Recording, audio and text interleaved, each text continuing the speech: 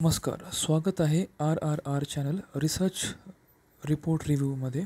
मी वैभव आणि या चॅनलवरती आपण विविध गोष्टींचा मानवी शरीरावरती काय परिणाम होतो याचा आपण अभ्यास करतो शोधपत्रांद्वारे. तर आजचा विषय आहे अनुलोम विलोम प्राणायामाचा मानवी शरीरावर होणारा परिणाम.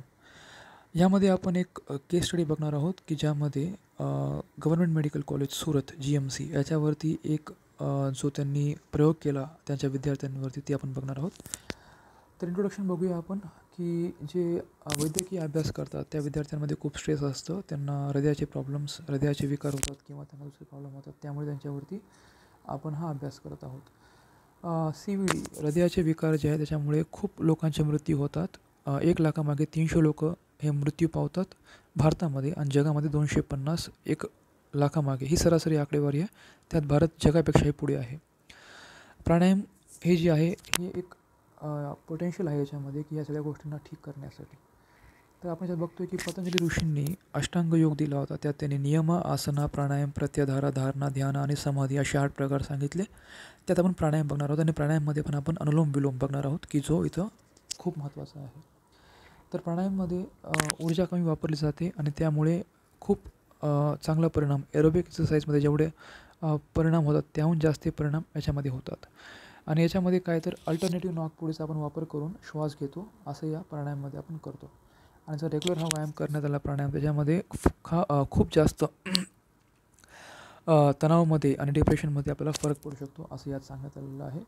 शुभलक्ष्मी आणि त्यांच्या ग्रुपने असं प्रूव्ह केलं की pranayama reduces sympathetic activity and increases parasympathetic activity म्हणजे परिणाम चांगला आहे. आणि लहान लेकरांना जर पहिल्यापासूनच प्राणायाम शिकण्यात आला तर त्यात त्यांच्या हृदयविकारांचा जो त्यांना प्रॉब्लेम होईल तो भविष्यात त्यांना तो विकार होणार नाही.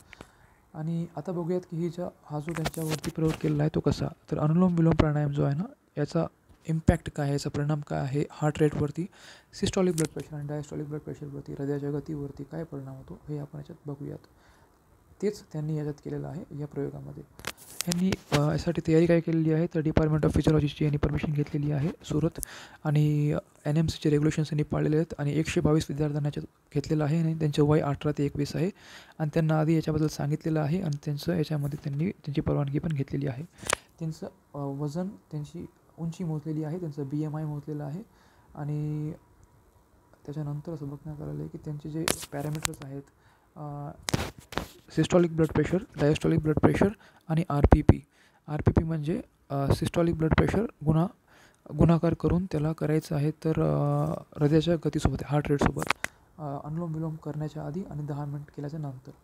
याच्यामध्ये त्यांनी सांख्यिकीमधली टेस्ट यूज केलेली आहे स्टॅटिस्टिक्समधली. आता ह्यांनी काय दाखवलं ते प्रोसिजर बघूया आपण कसं केलं हे. तर त्यांनी त्या विद्यार्थ्यांना सरळ बसायला लावलं, त्यांना डोळे मिटायला लावले आणि तोंडही बंद करायला लावलं आणि 5 मिनिटांसाठी शांत.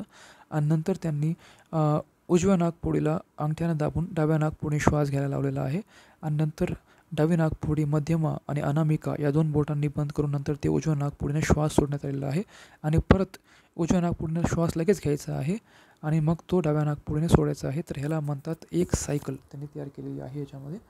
आणि त्यामध्ये आता आपण याचे परिणाम बघू. परिणाम काय झाले तर या प्रयोगामध्ये असे परिणाम झाले की 122 विद्यार्थी याच्यामध्ये आणले होते की ज्यांचे सरासरी जर वय बघितलं तर 18.7 आहे आणि त्याचं BMI जे 22.39 ±1.55 स्टँडर्ड डिव्हिएशन याच्यामध्ये आपण बघू शकतो. आणि 10 मिनटं जे त्यांना सेशन करायला लावलेलं आहे आणि त्यांचं पल्स रेटमध्ये त्यांना रिडक्शन झालेलं आहे, पल्स रेट कमी झालेला आहे असा परिणाम जाणवलेला आहे. आणि pulse rate, systolic blood pressure आणि डायस्टॉलिक ब्लड प्रेशर याच्यामध्ये भरपूर फरक जाणवलेला आहे असं त्यांचं म्हणणं आहे.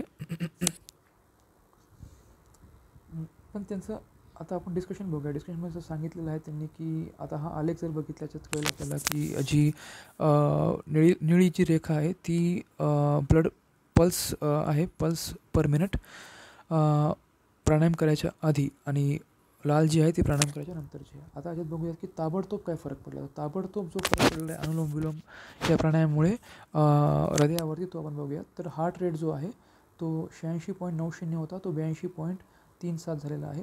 त्यानंतर सिस्टॉलिक ब्लड प्रेशर जो आहे तो 117.59 होता, तो 111.42 झालेला आहे, कमी झालेला आहे. आणि डायस्टॉलिक ब्लड प्रेशर जो आहे तो 75.63 होता, तो 75.21 झाला आहे. यात जास्त फरक नाही पडला.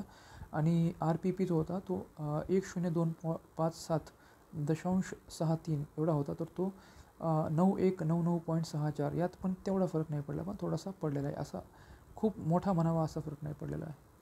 तर याचा ताबडतोब परिणाम जो आहे तो अनुलोम विलोमचा तो पल्स रेटवरती काय पडला आहे तो आपण BMI ने बघूया. तर BMI जे खूप कमी BMIचे लोक आहेत त्यांच्यामध्ये असा फरक पडला की 88.50 होतं, तर ते पल्स रेट 84 झालेलं आहे. मध्यम किंवा साधारण BMIच्या लोकांना 85.66 होतं, ते 81.45 झालेलं आहे. आणि लठ्ठ लोकांना 89.73 होतं, ते 87.89 झालेलं आहे त्यांचं पल्स रेट.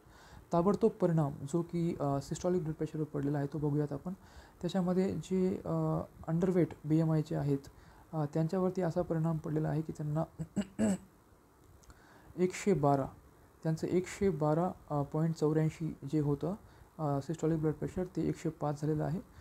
साधारण लोकांना 117 जे होतं ते 111 झालेलं आहे. आणि लठ्ठ लोकांना 123 जे होतं ते 118 झालेलं आहे. आता ताबडतोब परिणाम या प्राणायामाचा BMIच्या हिशोबाने जर आपण डायस्टॉलिक ब्लड प्रेशर बघितला तर अंडरवेट BMIच्या लोकांना 68 होता, तर त्यांचं 67 झालेलं आहे DBP. याच्यानंतर साधारण लोकांना 72.19 होता, तो 71.45 झालेला आहे. आणि जाड लोकांचा जो जाड BMI होता तो त्याच्यामध्ये 75.63चं 75.21 झालेला आहे. अशा प्रकारे आपण ही स्टडी जे आहे अभ्यास बघितलेला आहे. याच्यामध्ये काय कमी आहे या अभ्यासामध्ये काय राहिलं तर एवढंच आहे की हा अभ्यास फक्त 10 मिनिटांसाठी केलेला आहे आणि त्या मुलांवरती, आणि त्यांना 18 ते 21 वयोगटातलेच पोरं आहेत, पुढचे किंवा खालचे नाही दिलेले आहेत. आणि फार कमी आहेत, फक्त 122 लोकांवरतीच हा अभ्यास झालेला आहे. आणि याच्यामध्ये 10 मिनिटानंतर जे फरक पडला त्याच्यानंतर पुढे काय फरक पडला याचा अभ्यास झालेला नाही आहे. तर आपला सारांश किंवा तात्पर्य एवढं समजतं की heart rate, systolic blood pressure आणि RPPमध्ये नक्कीच फरक पडलेला आहे. Decreased myocardial oxygen demand and improved automatic regulation झालेलं आहे. आणि हा जर नियमित करण्यात आला त्याच्यामध्ये खूप फरक आपल्या शरीरावरती चांगला पडू शकतो. होलिस्टिक म्हणजे पूर्ण परिणाम पडू शकतो. तर आता आपण श्रेय बघूयात. त्याच्यामध्ये श्रेय द्यावं लागेल डॉक्टर नरेश चौहानला, जे की डिपार्टमेंट ऑफ कम्युनिटी मेडिसिनमध्ये आहे तिथे.